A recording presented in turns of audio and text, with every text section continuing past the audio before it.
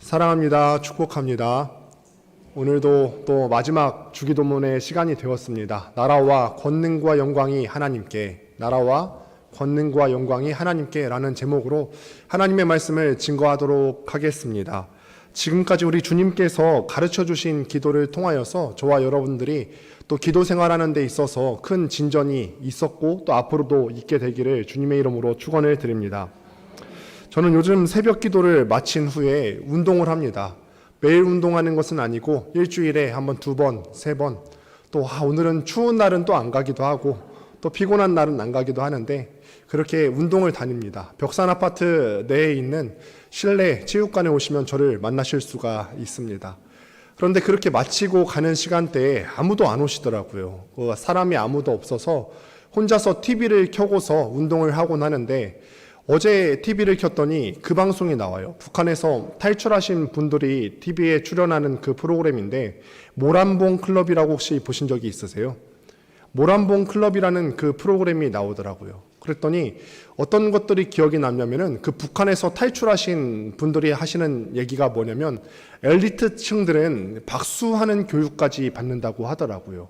그 김정은 일가를 찬양하기 위해서 박수하는 훈련을 받는데 요지는 이렇습니다. 박수를 할 때 손을 입술과 동일선상에 놓는데요. 그리고 어깨는 내려가면 안 되겠죠? 어깨도 높여야 된대요. 그래서 이런 모양이 되겠죠? 좀 피곤하실 텐데 한번 해볼까요? 자, 입술과 동일선상에서 TV에 나오는 북한에 나오는 영상 같았어요. 이렇게 TV를 보는데 어떤 사람들은 북한에서 그 영상 자료 화면을 내보내는데 어떤 사람들은 그 김정은을 보면서 장군님, 수령님이라고 하면서 박수치면서 울기까지 하더라고요. 근데 이게 얼핏 보면은 우스꽝스러워 보일 수도 있었는데 이걸 보면서 우리가 어떤 것을 찬양하는 것이 어떤 모습이어야 되는지에 대해서 다시 한번 돌아보는 시간이었어요. 세뇌당한 사람들도 이렇게까지 한 사람을 높일 수가 있는데 우리는 마음으로 진정으로 하나님을 따른다고 하는데 어떤 모습으로 하나님을 찬양하고 있는가에 대해서 좀 한번 생각해 볼 수 있는 시간이었으면 좋겠습니다. 주기도문의 이 마지막 부분을 가리켜서 송영이라고 부릅니다. 송영은 헬라어로 하면은 독솔로지라고 하는데 독솔로지는 두 단어가 합쳐진 단어예요. 어떤 단어냐면은 영광이라는 단어랑 말이라는 단어가 합쳐지는데 영광이라는 단어가 헬라어로 독사예요. 제가 신학교 때 어떤 별명이었는지 아시겠죠? 제 이름이 유영광인데 갔더니 신학교 선배들이 저보고 독사 그러는 거예요. 알아봤더니 이 헬라어가 독사라는 단어가 영광이라는 의미를 갖고 있고 또 로고스라고 하는 단어가 있는데 로고스는 말이라는 단어예요. 그래서 독사와 로고스가 합쳐져서 독솔로지, 송영이라는 단어가 되는데 그 말은 이런 말이죠. 독사, 영광이라는 단어, 그리고 로고스, 그리고 말이라는 단어인데 영광을 올려드리는 말. 송영은 다시 말하면 영광을 올려드리는 말, 이 말이 되겠습니다. 송영, 이 말의 기능은 무엇이냐면은 기도하는 사람의 주된 관심사에 대한 것입니다. 우리가 기도할 때 모든 영광을 하나님께 올려드린다. 이것이 하는 기능이 무엇이냐면은 기도할 때 원래 관심사가 다 나였어요. 주인공이 나였어요. 주어가 나였는데 이 기도의 주어를 하나님께 올려드립니다. 이 의미가 되는 것이죠. 기도의 주된 관심사를 나에서 하나님으로 바꾸는 것입니다. 주기도문은 처음에 시작하는 부분이 그렇게 되어 있죠. 하늘에 계신 우리 아버지요. 시작할 때도 우리 아버지로 시작해서 마칠 때에도 모든 영광과 찬양을 하나님께 올려드립니다. 마칠 때도 아버지께 하는 기도라는 것입니다. 우리가 하는 기도는 어떻습니까? 우리가 일주일간 했던 기도를 한번 떠올려 보실까요? 우리가 하는 대부분의 기도는 그 주어가 나에서 시작해서 나로 끝날 때가 참 많이 있음을 보게 됩니다. 한번 생각해 보세요. 내가 갖고 싶어 하는 것을 구할 때가 많죠. 내가 이거는 안 일어났으면 좋겠는데 내가 피하고 싶은 것을 피하게 해달라고 구할 때가 많이 있습니다. 온통 나의 기도가 집중이 되어 있다는 거죠. 내 감정을 토로하고 내가 슬프고 내가 고통받고. 그런데 여러분, 주님께서 가르쳐 주신 이 기도의 내용을 다시 한번 집에 가서 살펴보실까요? 보시면은 이 주어 중에 내가 들어가는 것이 한 문장도 없습니다. 주기도문에서 주님께서 가르쳐 주신 주어는 오직 하나님 그리고 우리밖에 없어요. 하나님과 우리가 이 주기도문의 주된 주어입니다. 주기도문은 하나님을 아버지라 부르면서 시작해서 우리의 필요를 아버지 하나님 앞에 구하고 또 하나님을 높이면서 마치게 됩니다. 그런데 정말 신기한 것은 나를 위해서 하나님 내가 이것만 없으면 평안해지겠는데요, 나를 위해서 구하지 않았음에도 불구하고 하나님께 모든 영광 올려드리고 우리의 필요를 위해서 구했는데도 불구하고 이 기도를 마치게 되면은 우리의 마음 가운데 평안과 안식과 샬롬을 누리게 된다는 거예요. 왜 그럴까요? 내가 이 문제 해결됐으면 참 좋겠는데 이것을 구하지 않았는데 주기도문으로 기도를 했는데 평안이 있다는 거죠. 왜 그럴까요? 우리는 기도하기 전에 이렇게 생각하죠. 나한테 지금 이 문제가 있어서 이 문제 때문에 내가 지금 고통받고 있고 이것만 해결되면 내가 평안을 얻을 수 있을 거야. 이 문제가 해결되어야지 내가 위안을 얻으리라고 생각할 때가 많습니다. 그런데 우리가 기도하면서 하나님이 어떤 분이신지, 그 하나님은 선하시고 나와 함께 하시고 하나님은 나와 함께 하시는 전지하시고 전능하신 하나님이시지, 그 하나님에 대해서 집중해서 기도하다 보면은 다음과 같은 고백에 이를 때가 많이 있죠. 어떤 고백이냐면은 기도하기 전에는 하나님 내가 이 문제가 해결되지 못한다면, 하나님 내가 지금 원하는 것을 구하지 못한다면은, 얻지 못한다면, 하나님 내가 관계의 문제가 있는데 이 관계가 해결되지 못한다면은 내가 불행해지고 망가질 거라고 생각했어요. 하지만 막상 하나님을 묵상하고 또 우리를 생각하면서 우리의 간구를 주님 앞에 올려드리다 보니까 아무것도 해결되지 않았어도, 내 상황이 아무것도 변하지 않았어도 내 마음 가운데 행복하다는 생각이 듭니다. 이것이 기도의 위력이고 힘인 줄 믿습니다. 은혜올에 참 많은 분들이 기도하러 오세요. 그런 분들은 아마 체험해 보신 적이 있을 겁니다. 내가 여러 가지 상황들을 놓고 기도하러 오셨는데 기도를 마치고 나면 어떤 마음이 들 때가 많죠? 평안할 때가 많지 않으십니까? 사실 이 평안할 때 나의 상황은 변한 것이 없습니다. 하나님께서는 나의 상황을 바꾸신 것이 아니라 나의 마음을 바꾸셨죠. 물론 하나님께서는 환경을 바꾸셔서 우리의 기도를 응답하시죠. 그러나 때로는 환경은 그대로 내버려 두시고 우리의 마음을 바꾸신 채로 이 상황을 만들어 가시기도 하십니다. 그런 의미에서 봤을 때 우리 주님께서 가르쳐 주신 이 주기도문은 단순히 환경을 바꾸는 기도가 아니라 우리의 마음을 바꾸는 아주 혁명적인 기도라고 할 수가 있습니다.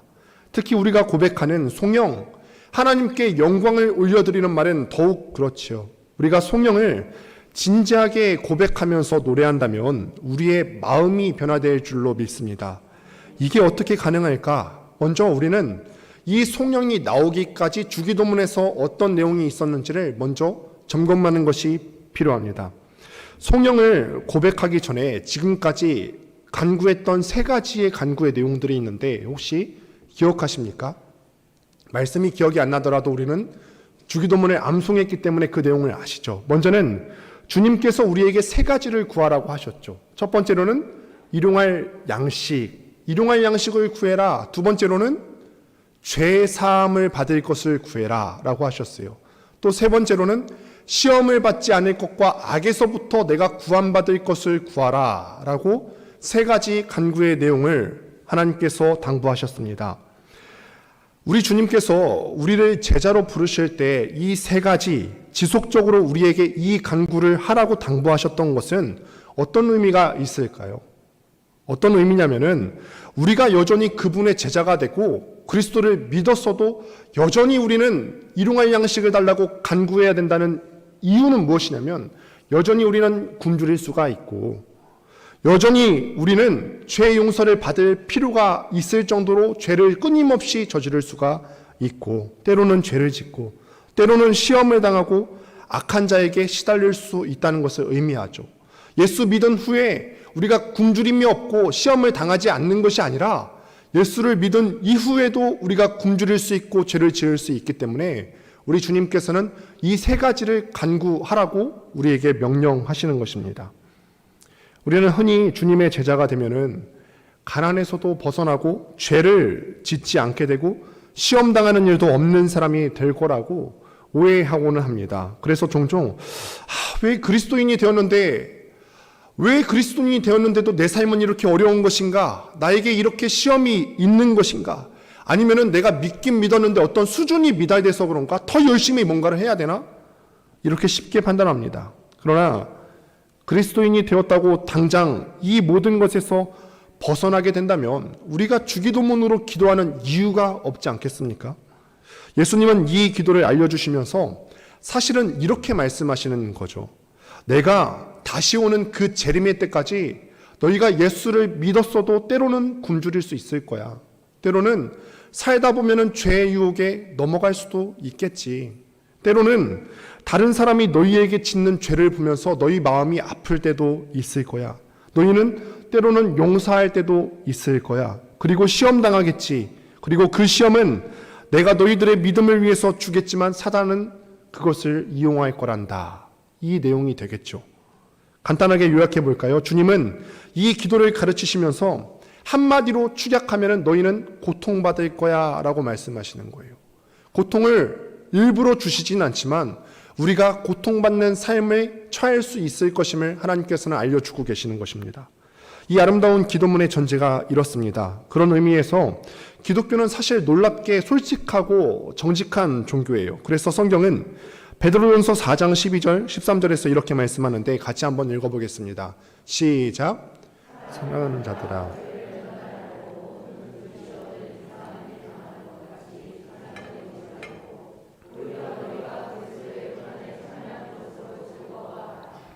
또 야고보서 1장 2절 3절 같이 읽어보겠습니다. 시작. 너희가 여러 가지 시험을 당하거든 온전히 기쁘게 여기라.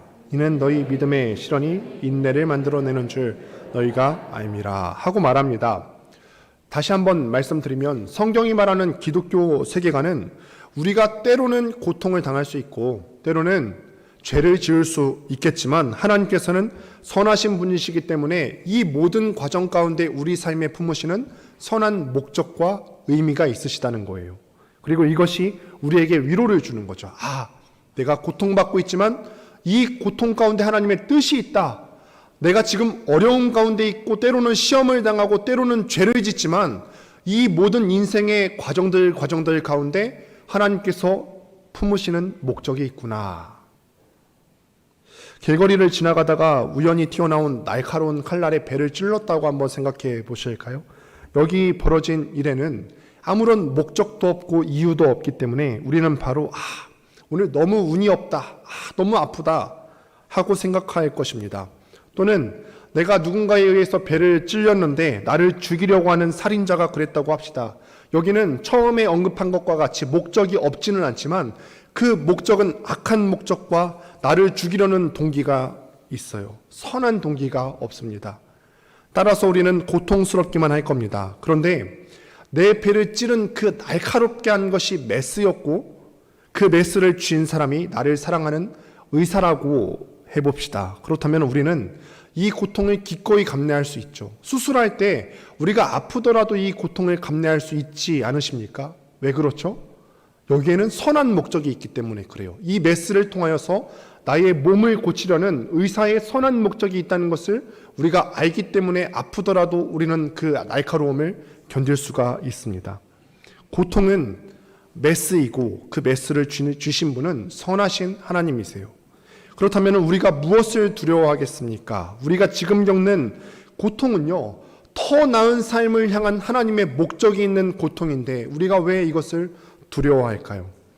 따라서 믿는 사람은 고통 앞에서도 인내할 수 있는 거예요. 고통 가지고서 하나님 앞에 이 기도의 제목을 가지고 나아오지만 우리가 하나님을 신뢰한다면 이 고통 가운데 나를 향하신 하나님의 뜻이 있는 줄 믿고 우리는 인내할 수 있는 거죠. 또 넘어가는 겁니다. 지금 우리가 살아가는 시대의 전제와 교리는 참 불안한 면이 있는데 지금 우리가 살아가고 있는 시대는 우리에게 어떤 사상을 심어주냐면은 고통은 나쁜 거야. 고통은 피해야 된다. 고통 하나뿐인 인생 즐겨야 되지 않겠냐? 욜로라는 말이 있지 않습니까? 고통은 나쁜 거야. 하나뿐인 인생 고통 없이 즐거워야 되지 않겠냐. 불편을 피하고 나쁜 경험이 될 만한 것들은 모조리 피하라 라고 시대적인 정신이 우리에게 그렇게 얘기하죠. 예를 한번 들어볼까요? 많은 사람들이요, 고통을 피하기 위해서 때로는 결혼을 안 하려고 해요. 청년들이, 제가 벌써 청년 사역한 지가 꽤 되었는데 청년들이 결혼을 기피하는 세대가 되었어요. 물론 기독교는요, 독신으로 산다고 해서 독신의 삶을 정죄하지는 않습니다. 사실 고대 근동의 종교들 중에서 독신의 삶이 때로는 가치 있다고 말하는 유일한 종교 중에 하나가 바로 우리가 믿는 기독교입니다. 그런데 고통을 피하는 것이 결혼을 하지 않고 동거나 그냥 데이트만 하면서 살아가는 유일한 이유라면, 결혼 때문에 져야 되는 어떤 경제적인 고통, 정서적인 고통을 하지 않기 위해서 결혼을 꺼리는 것이라면 기독교는 이런 삶을 지지하지 않습니다. 어차피 고통은 피할 수 없기 때문에 그렇습니다. 그런 이유 때문이라면 결혼해서 받는 고통 대신에 다른 고통이 그의 삶에 또 있을 수 있을 거예요. 우리는 또 일을 하다가 일하다가 힘든데 다른 직장으로 옮겨볼까? 고통을 피하기 위해서 이직을 하기도 합니다. 물론 하는 일을 바꾸는 것도, 직장을 옮기는 것도 전혀 잘못된 일은 아닙니다. 하지만 그 이유가 오로지 고통을 피하기 위해서라면요, 우리는 다른 고통이 또 우리 인생 가운데 있어야 됨을 깨달아야 될 것이고, 그렇게 계속 도망만 다니는 인생을 살다가는 인생의 아무런 목적과 성취를 이룰 수가 없게 될 것입니다. 누군가는 고통을 피하기 위해서 관계 맺기를 두려워해요. 어차피 사람을 지금까지 사귀어봤더니 사람 깊숙이 사귀어봤자 남겨지는 것은 배신감과 고통뿐이더라. 새로운 관계 맺지 않고 나는 은둔형 외톨이로 살 거야. 이렇게 다짐하는 사람들도 있을 수 있어요. 그런데 만약에 여러분들이 그런 결정을 하신 분이 있다면, 그 고통 피하기 위해서 그런 생각을 하시더라면 하나님께서 인간관계 가운데 주시는 큰 사랑과 우정을 맛볼 수 없을 거예요. 누군가는 인간은 망각의 동물이라고 했습니다. 그 망각에는 때로는 고통이나 슬픔 같은 부정적인 감정도 포함되어 있어요. 지금은 당장은 내가 죽을 것 같고 어려운 일이 있다 할지라도 버티고 견디고 또 지나가게 되고 먼 훗날에는 이치게 주님께서 그렇게 만들어 주십니다. 그래서 유대인의 경전인 미드라시에 보면은 이런 이야기가 있어요. 다윗 왕이 하루는 신하들에게 이렇게 명령을 했다고 합니다. 기쁠 때는 자만하지 않게, 또 슬플 때는 너무 괴로워하지 않게 만드는 물건을 가져오라, 이렇게 명령을 했어요. 그랬더니 신하들이 그 당시에 지혜로웠던 이 솔로몬 왕자의 지혜를 빌려서 작은 금반지 하나를 갖고 왔는데, 그 금반지 안에 이런 글귀가 쓰여 있었다고 합니다. 무슨 내용인지 혹시 아십니까? 이것 또한 지나가리라. 그런데 제가 이거를 권사님들이 모이시는 어떤 기도회에 가서 이런 설교를 했더니 어떤 권사님, 농담을 잘하시는 권사님이 이런 말씀을 하셨어요. 18K? 그러시는 거예요. 18K? 그랬더니 그 옆에 있는 권사님이 또 뭐라고 하셨는지 아세요? 에이, 그래도 왕인데 18K가 뭐야, 24K는 돼야지, 이러시는 거예요. 말씀하신 바대로 거기 안에 뭐라고 써 있었냐면은 이것 또한 지나가리라 써 있었다는 거예요. 하나님께서는요, 우리의 고통을 아시고 또 긍휼히 여기시고 그 고통 가운데 나몰라라 하지 않으시고 함께 하십시오. 무엇보다 하나님이 고통을 당하신 적이 있지 않으십니까? 사람이 되신 하나님, 우리가 오늘부터는 고난 주간으로 한 주간을 보내게 되는데, 사람이 되신 하나님 예수 그리스도께서는 우리가 겪는 모든 유의 고난을 다 당하셨어요. 고통을 아신다는 말이에요.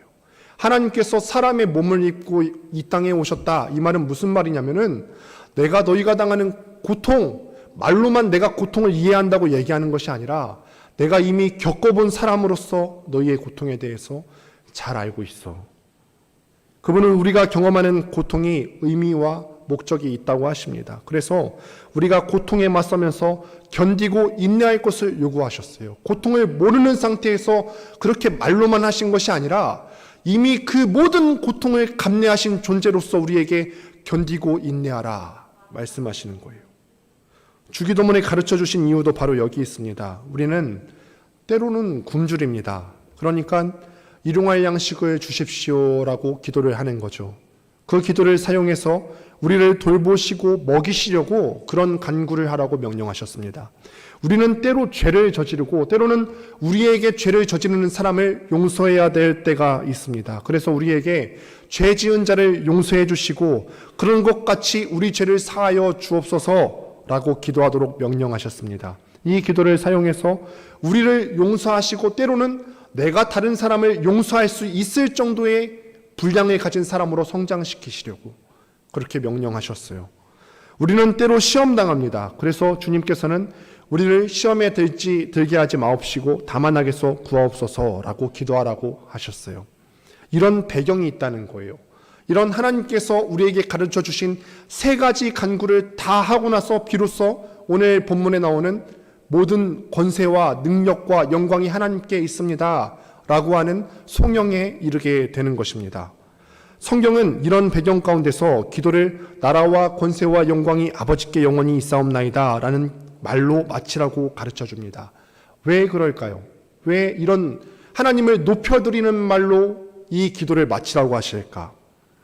우선 우리가 생각해야 하는 것은 대개라는 말이에요. 대개.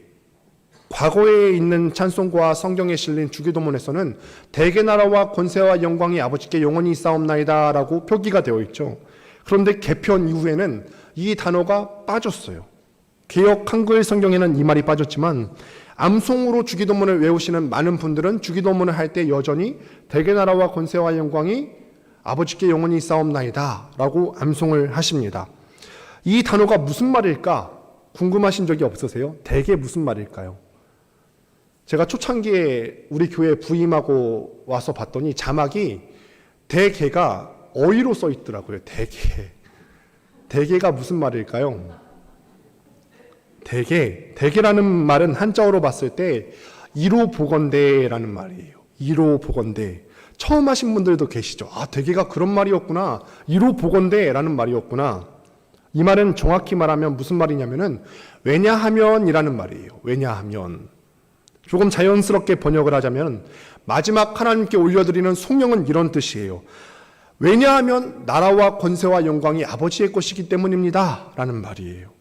앞에 문장 내용과 연결하여서 생각해 보면 이렇습니다. 하나님, 나에게 일용할 양식을 주시고 내 죄도 용서해 주시고 시험에 들게 하지 마시고 악에서 구해 주세요. 왜냐하면 나라와 권세와 영광이 영원히 아버지의 것이기 때문입니다.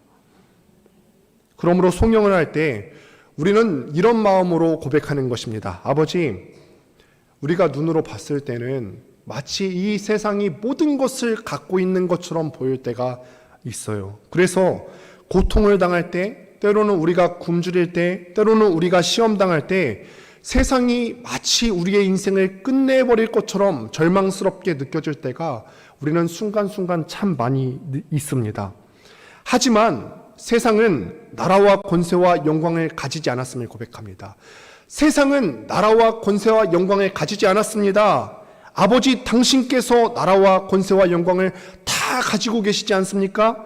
그러니 이 기도를 담대하게 드립니다. 내 기도를 들어주세요. 이런 말이죠. 이렇게 고백하고 비로소 우리 마음은 쉼을 누리는 거예요.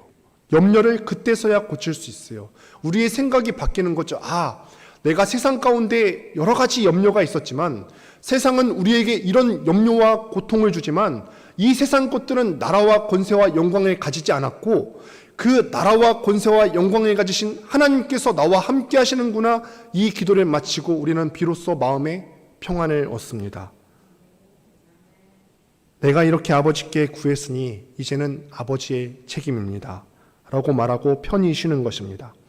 그래서 칼뱅은 이 마지막 송영을 가리켜서 든든하고 평온한 마음, 믿음의 안식이라고 일컬었어요.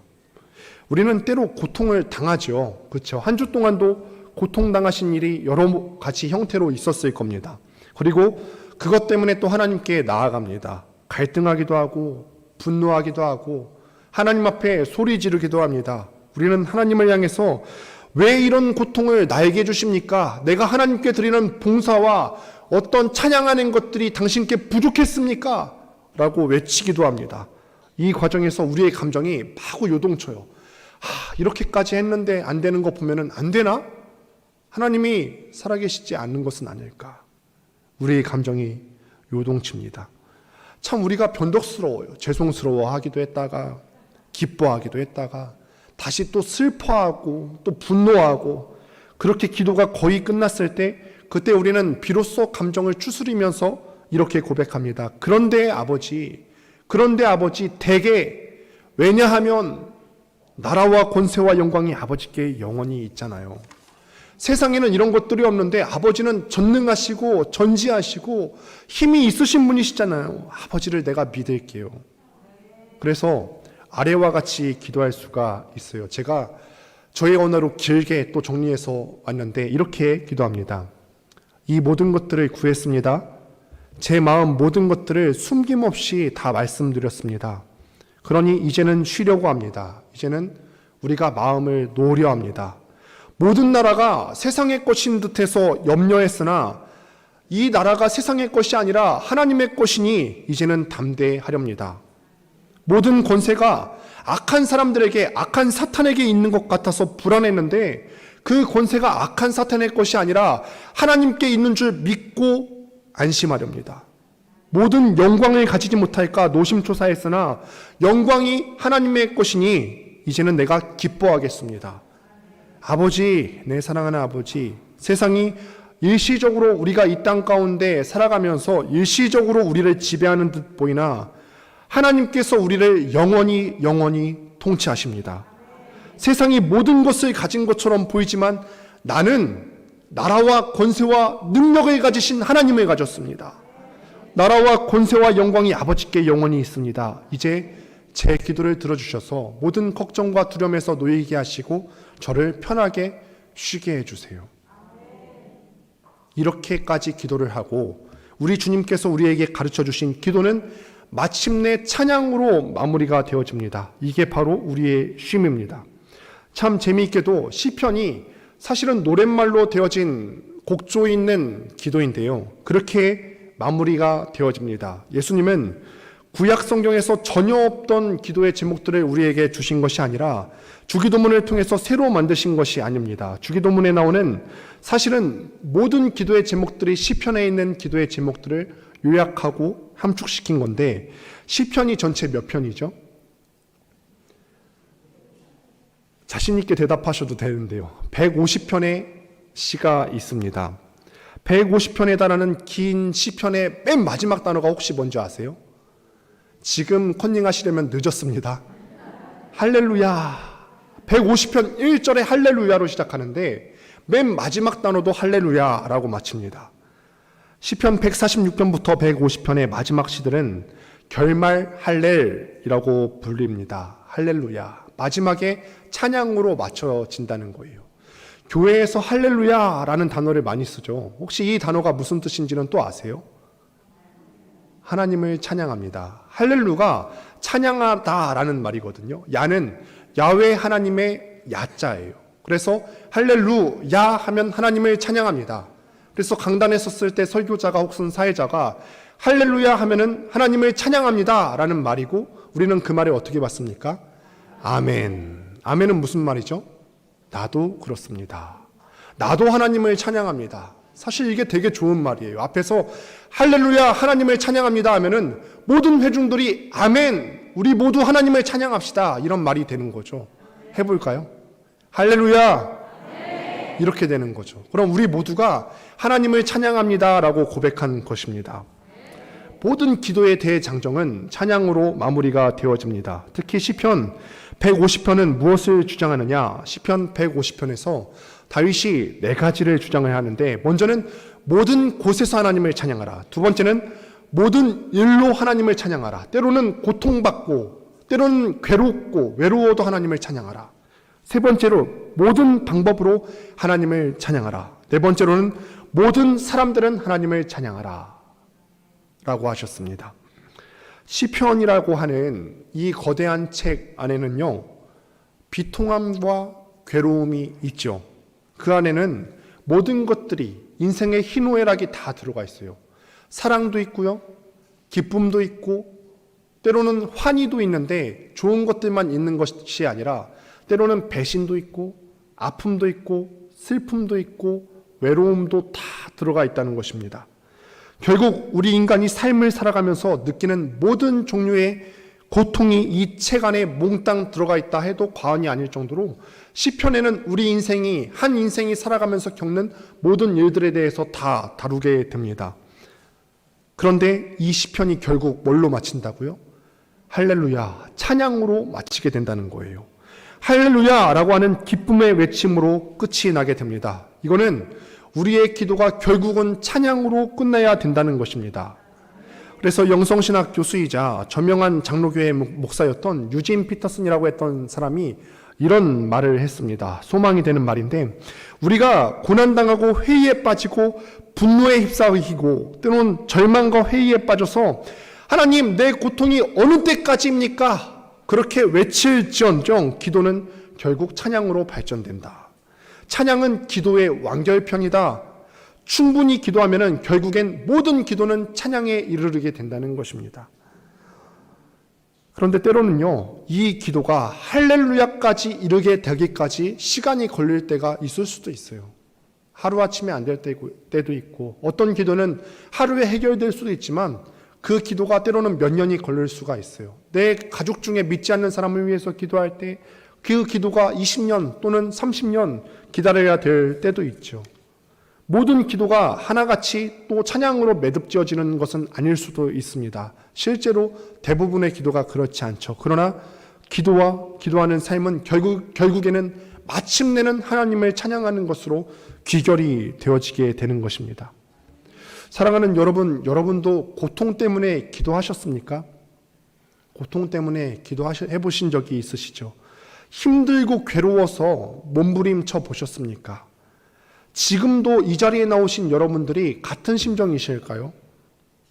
여러분들께서 기도하고 있다면 우리의 입술에서 언젠가는 찬양이 터져 나오게 될 줄로 믿습니다. 우리의 기도의 마지막에는 할렐루야라고 맞춰질 거예요. 우리의 기도는 결코 헛되지 않습니다. 이런 용기와 위로를 여러분들에게 드리고 싶어요. 지금은 우리가 처해 있는 고통 때문에 기도를 한다 할지라도 지금은 내가 처해 있는 이 상황 때문에 어찌할 줄을 몰라서 울면서 기도하는데 우리의 기도는 할렐루야로 맞춰지게 될 거예요. 왜냐하면 우리가 기도하는 대상은 나라와 권세와 영광을 가지신 분이기 때문에 그렇습니다. 고통 가운데 우리가 인내하는 기도는 결코 헛되지 않습니다. 죽음으로 나라와 권세와 영광을 가지신 우리 예수 그리스도께서도 고통 가운데 인내하는 기도를 하셨다는 것, 그것도 그분의 평생에 그러하셨다는 것을 알고 계십니까? 우리는 기도할 때 그렇죠. 내가 당하고 있는 고통 누가 할까? 내가 당하고 있는 이 시험, 관계 가운데 겪는 이 어려움, 나 말고 아무 사람도 모를 거야. 교회에서 사람 사귀어봤자 헛수고야. 아무도 모르는데. 이렇게 한탄하는 사람이 있을 수도 있어요. 그런데 그렇지 않습니다. 한 분은 확실하게 알고 계시지 않습니까? 우리 주님께서 알고 계세요. 예수님께서.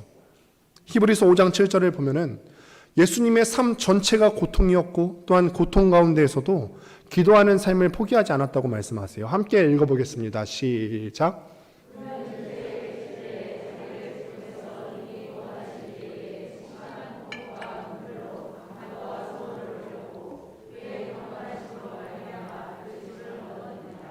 그는 육체에 계실 때라고 하는데, 여기서 때라고 하는 것은 우리 한글 성경으로 봤을 때는 잘 구별이 안 되어지지만 복수 형태로 써졌어요. 그러니까 한마디로 날들, 단수가 아니라 복수입니다. 여기서 히브리서는 통곡과 눈물이 예수님이 돌아가실 때 십자가에 못 박혀 돌아가실 때 한 번 겪으셨다는 게 아니라 그의 평생의 그런 아픔과 고통이 예수님이 당하셨다는 거예요. 예수님의 일상이 고통이었다는 것을 말해주고 있어요. 아무도 모른다고요? 내 고통을 아무도 모른다고요? 한번 생각해 보실까요? 예수님은 뱃속에 있을 때부터 그 뱃속에 있는 애를 죽이려고, 태어날 때부터 그 헤롯 왕이 간다나이를 죽이려고 하지 않았습니까? 태어나자마자 도망가는 인생을 시작하셨어요. 또 요셉은요, 예수님의 10대 이후를 지나면서 요셉에 대한 기록이 없는 것으로 보아 요셉은 예수님이 10대 때 돌아가셨음이 분명해 보입니다. 아빠 없이 자랐어요. 목수라는 직업이 대단한 직업이었을까요? 경제 때문에 어려우세요? 내가 경제적으로 겪는 환난 우리 주님께서 모르실까요? 아빠 없이 자랐는데 또 목수라는 직업이 그렇게 크게 각광받는 직업이 아닌데 예수님은 경제적인 아픔도 느끼셨을 것입니다. 관계 때문에 이거는 정말 주님께서 잘 모르시겠지. 예수님은 가장 사랑하는 제자들에게 마지막 날 밤에 배신당했어요. 그렇게 평생 동안 공생애를 하시면서 그 3년 동안 먹고 자고 나누었던 그 제자들이 마지막 날 밤에 배신당하는 아픔을 느꼈어요. 관계에 대한 아픔도 아십니다. 그리고 끝내는 십자가에 달려서 죽는 아픔을 당하셨죠. 겟세마네 동산에서뿐 아니라 예수 그리스도의 삶 전체가 고통과 눈물로 간구와 소원을 올려드리는 삶이었다는 이야기입니다. 하나님이신 동시에 사람이신 그분은 성부 하나님께 삶 전체를 통해서 자신을 죽음에서 구해달라고, 자신을 버리지 말아달라고 간구했음이 분명합니다. 그리고 그분은 히브리서 아까 보았던 5장 7절 말씀을 보면은 하나님께서 그 기도를 들으셨대요. 의아하지 않습니까? 이 구절을 한번 자세히 보실까요? 들으심을 얻었다고 기록을 하는데 예수님이 구했을 때 들으심을 얻었다고요? 히브리서는 지금 그분의 기도가 응답받았다고 말하고 있습니다. 그런데 돌아가실 때 겟세마네 동산에 한번 가보도록 할까요? 그분은 응답을 받지 못하셨어요. 예수님은 3번이나 이 잔을 내게서 옮겨주옵소서, 너무 고통스러우니까 그 고통을 알고 계시는 주님께서 이 고통을 옮겨주옵소서 3번이나 구했지만 하나님께서는 심지어는 안 돼! 라는 대답조차도 주시지 않으셨어요. 그분은 죽지 않게 해달라고, 버림받지 않게 해달라고, 이 진노와 저주를 받지 않게 해달라고 구했지만 성부 하나님께서는 외면하셨죠. 왜냐하면 그 고통을 성자 하나님께서 다 감당하셔야만 우리의 죄가 용서받기 때문에 외면하셨어요. 우리와 예수님의 차이는 이렇습니다. 예수님은 진짜 버림받으셨어요. 그렇지만 우리는 버림받은 것처럼 보일 뿐입니다. 실제 하나님께서는 그 시선을 우리에게서 거두지 않고 계시지요. 그분은 진짜 거절당하셨습니다. 그러나 우리는 이 세상을 살아가면서 우리가 하나님을 보지 못하기 때문에 거절당한 것처럼 보일 뿐입니다. 그러나 그분은 부활하셨습니다. 그래서 그분은 제자들 앞에서 하늘과 땅의 모든 권세를 내게 주셨으니 라고 선포하실 수가 있었습니다. 우리 주님은 나라와 권세와 영광을 모두 가지고 계십니다. 우리 주님은 나라와 권세와 영광을 모두 가지고 계십니다. 할렐루야. 그래서 그분이 이런 기도를 받으실 수가 있는 것이죠. 모든 사람들이 예수님을 주님으로 부를 수가 있는 것이고 아버지께 영광을 돌릴 것입니다. 나라와 권세와 영광이 아버지께 영원히 있사옵나이다. 이 간구는 이미 성취되었기도 하지만 앞으로 이루어질 일이기도 합니다. 말씀을 맺습니다. 예수 그리스도께서 여러분들보다 앞서 고통을 당하셨어요. 이제 앞으로 한 주 동안 고난주간에 우리가 묵상하시게 될 터인데 매년 겪는 고난주일이지만 또 한 번 우리가 주님의 고통에 대해서 참여했으면 좋겠습니다. 아무도 모르는 고통이 아니에요. 내가 겪는 고통이 아무도 모르는 고통이 아닙니다. 내 부모는 모를 수 있고 내 자녀는 모를 수 있지만 우리 주님께서는 먼저 겪은 분으로서 우리의 고통을 알고 계십니다. 그분은 버림받았지만 다음 주에 우리가 부활주일로 지키게 될 터인데 그분은 부활하셨습니다. 그분이 아버지를 신뢰하셨을 때 우리 아버지께서는 그분을 다시 살리셨습니다. 우리도 그와 같을 것입니다. 우리가 예수 그리스도를 따라간다고 하지 않습니까? 우리가 그리스도를 따라갈 때 그분과 함께 때로는 심한 통곡과 눈물이 우리 인생에 있을 것이지만 그러면서도 인내하면서 기도할 때 우리 입술에 결국은 찬양, 할렐루야로 마치게 될 것입니다. 모든 것이 해결되었다. 내가 지금은 고통 가운데 이 기도를 드렸지만 내 모든 고통과 슬픔이 사라졌다. 이제 내 기쁨을 빼앗을 수 있는 것은 아무것도 없다. 그리고 우리가 함께 찬양으로 맞춰지게 될 것입니다. 끝내 이런 기쁨을 누리실 수 있게 되는 여러분들 되시기를 주님의 이름으로 축원드립니다.